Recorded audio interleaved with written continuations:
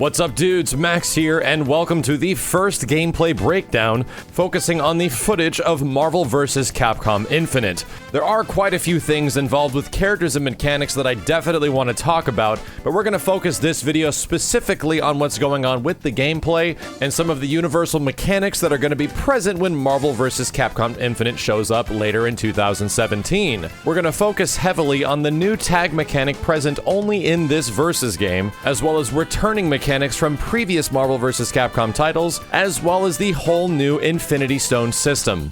But to quickly give you an understanding, let's talk about the core game itself. Unlike the previous titles, Marvel vs. Capcom Infinite is confirmed to be a 2 vs. 2 fighter, similar to previous titles in the Versus series, notably the last one being Tatsunoko vs. Capcom, and the last one before that, the original Marvel vs. Capcom itself. The biggest difference from those two games, as well as the previous two parts in the Marvel vs. Capcom series, is that Infinite will not have assist characters in any way.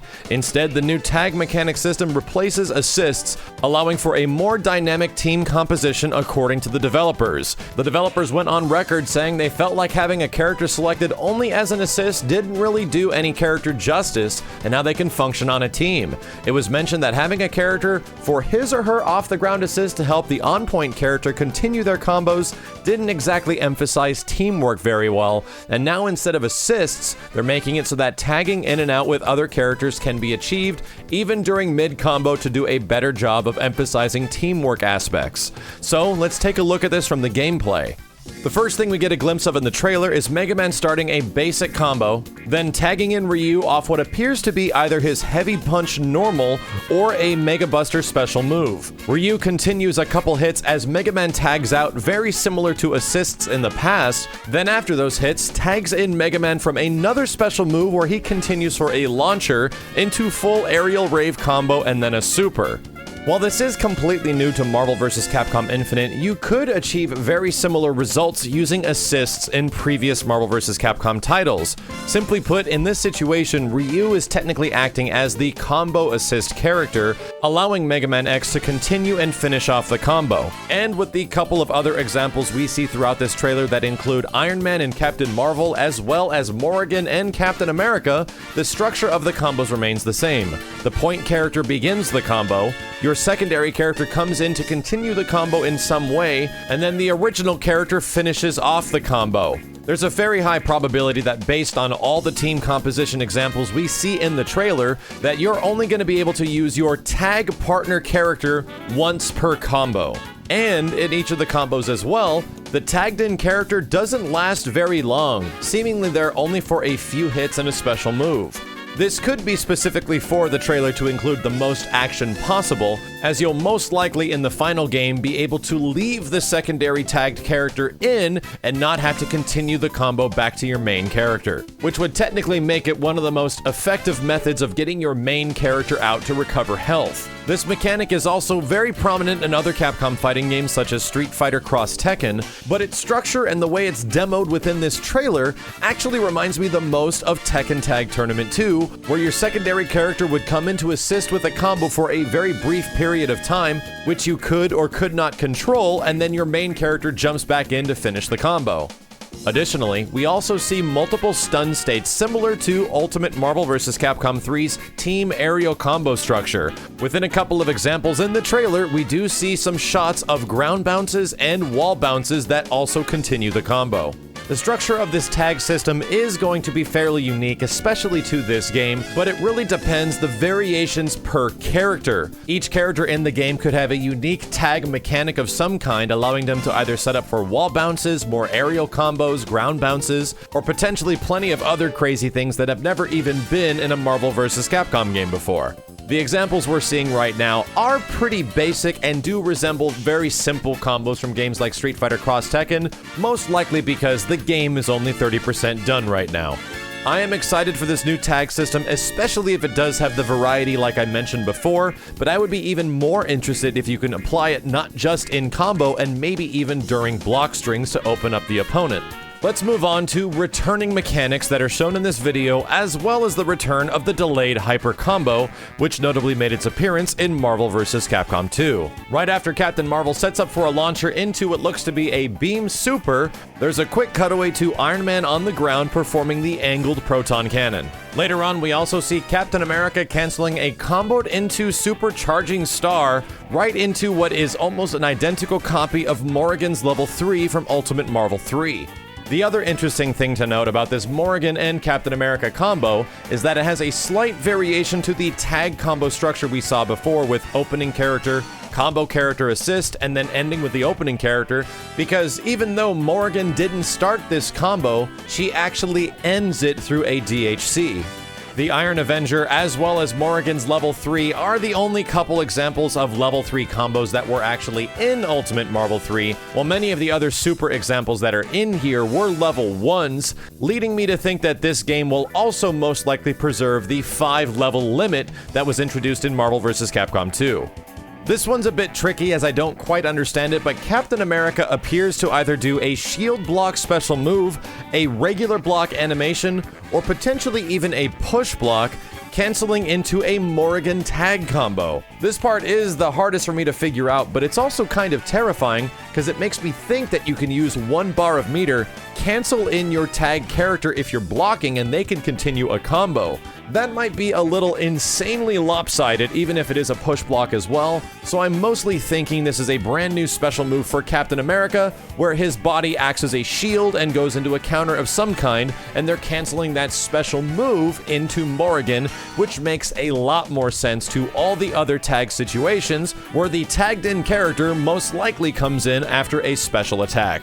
The last thing I wanted to mention, which is similar mechanics to previous Marvel vs. Capcom titles, is the button layout. Developers have said that the button layout is not final for Marvel vs. Capcom Infinite, but there is a lot of evidence in this video to suggest how the layout was when they recorded it.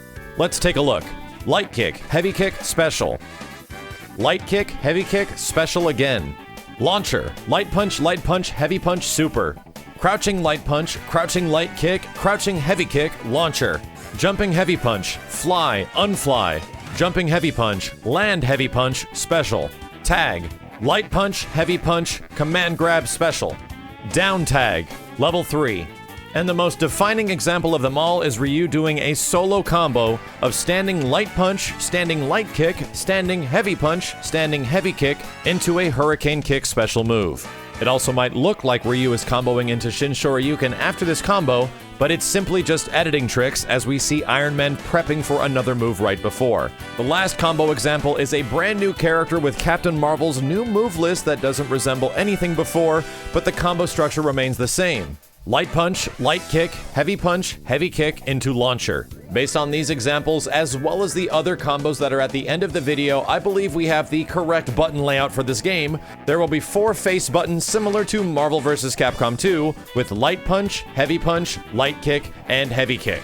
We do see launchers at several different points throughout this video, but launchers in the Marvel vs. Capcom series didn't always have a launcher button, which made its introduction with the S button in Marvel vs. Capcom 3. Based on all this, I think we're looking at a more classic controller layout for this game, where the launcher attack is the direction and a button instead of an individual button itself. Many characters from Marvel vs. Capcom 2 and Marvel 1 performed their launcher with down-forward heavy punch, with some characters also using heavy kick. The other thing I wanted to mention is tag-ins, which is a common mechanic from all the Versus games, which normally knocks the opponent down.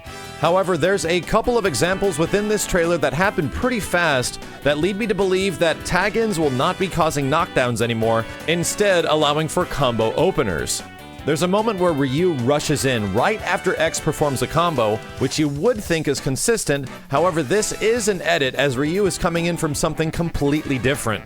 Iron Man is recovering from a move, and Ryu rushes in with the blue glow, which is commonly associated earlier with the combo tag mechanic. The next example is also a clever editing cut of Ryu landing to the ground while Captain Marvel comes in with the exact same blue glow, appearing to do the same thing that Ryu just did. I think this is some pretty good evidence that the tag-in character from Marvel vs. Capcom Infinite doesn't fly in at an angle and knock the opponent down, instead dashing in on the ground and opening up with an attack. Which leads me back to the button layout. We know we have 4 primary attack buttons with light punch, heavy punch, light kick, and heavy kick, but it looks like based on how the tag mechanic works and how you're tagging in characters this way, that you're most likely going to have an individual tag button in this game, instead of holding down a button or pressing 2 buttons at the same time like previous titles. But that leaves us with a 5-button layout game, which is just very weird for a Capcom title, so where is the last button? This is where the Infinity Stones come in. It's been confirmed that there will be 6 selectable Infinity Gems for each team in Marvel vs. Capcom Infinite. The 2 we get a glimpse at in the trailer are Power and Time, and from previously in Marvel superheroes as well as comic book lore, there's also Space, Mind, Reality, and Soul. The developers have said an Infinity Stone is almost like a third character. It'll augment your characters and give them abilities they did not previously have. And somewhat similar to the Marvel vs. Capcom 3 mechanic XFactor, Infinity Stones are the game's comeback mechanic. The examples we see in the trailer featuring Ryu and Captain Marvel seem to reflect this, as Ryu gets augmented with a strength boost that is clearly shown with the gigantic hit sparks that are changed in combat, and Captain Marvel gets the speed boost, which was also featured in XFactor as well. Right now it appears that Infinity Gems, while they are the comeback mechanic, are essentially XFactor light, giving you a small adjustment instead of huge drastic adjustments that XFactor gave everybody. But what exactly is changing? The first example is Ryu using the Power Gem, or as he calls, the Power Stone. I really hope that's a hint at future characters. In this situation, it appears the gem is already active as Ryu is in a weird mystical and galactic purple background. He pops the Power Stone mid-combo, sending Captain Marvel into a wall bounce and what also appears to be a hard knockdown. What follows could be one of the biggest changes of Marvel vs. Capcom 3 going into Marvel vs. Capcom Infinite, and that is off-the-ground attacks, as Ryu simply does a standing light kick, which picks up Captain Marvel off the ground, allowing him to continue the combo. Whether or not this is a modification of the Power Stone being activated, we don't exactly know. Light kicks in previous Marvel vs. Capcom games did tend to pick opponents up off the ground, but not in Marvel vs. Capcom 3. There were select moves that only were able to pick people up off the ground in that game, and this could be one of the biggest changes going into Marvel vs. Capcom Infinite. We don't have any other examples of any other characters right now doing off-the-ground attacks except for this, so it's kinda hard to say whether or not it is a modification of the Power Stone, or it could be just one of the big changes from Marvel vs. Capcom 3, as it goes back to the classic off-the-ground style of Marvel vs. Capcom 2. Of course, the Time Stone that Captain Marvel uses is a lot different. This time when she activates it, which is very similar to Ryu activating the Power Stone, she does a dash forward in the same green light. But in this situation, and very similar to Ryu, the background has already been activated by the Time Stone, and she's able to phase through Ryu, punishing his attack. I think it's pretty clear that the activation of both of these stones can be represented by what we just saw, with the Power Stone being a splash damage wall bounce, and the Time Stone's activation being a phase through teleport. But what happens after is probably one of the more interesting things, as the Time Stone has completely changed how Captain Marvel's combo structure works. Every single title in the Marvel vs. Capcom series has a basic Magic Series combo chain, which allows you to go from a light series of buttons to a heavy series of buttons, usually allowing you to press every single button available, but what happens after more looks like an A-groove combo from Capcom vs. SNK 2. Let's just slow this thing down for a second to show you how wacky it is. She is literally throwing the kitchen sink of normal attacks, which is making me think that the Time Gem's extra ability is amplified speed, allowing you to technically do a custom combo, while the Power Gem is the opposite, which allowed for 3 wall bounces in one combo, which is kind of breaking the mold of how combo structure works in a lot of Capcom vs. games.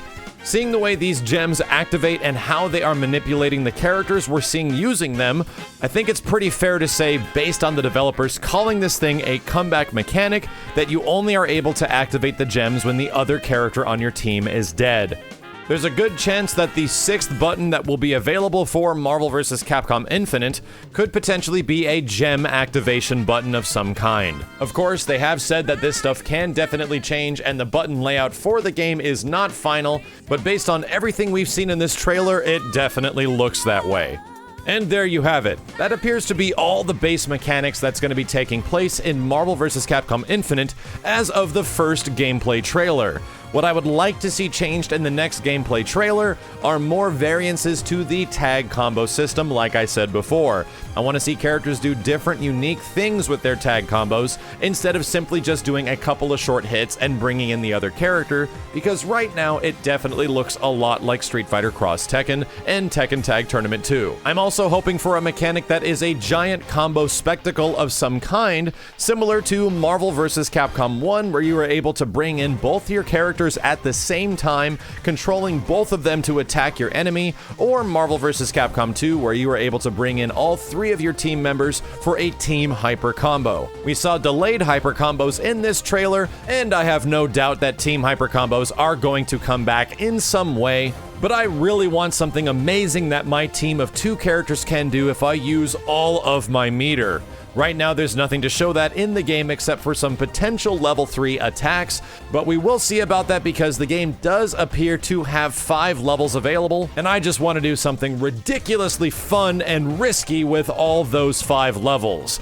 The game definitely looks like a lot of fun, but I think we're just touching the tip of the iceberg in terms of what your characters can do in Marvel vs. Capcom Infinite. Stay tuned, guys. We'll have more update videos coming very soon, as well as comparison videos checking out the characters and how they are fighting currently in the gameplay trailer of this game and comparing them to their other versions in Marvel vs. Capcom 3, as well as previous titles. As always, dudes, thank you a ton for watching. I appreciate a thumbs up on the video if you enjoyed it. My name is Max, and I'll see you next time.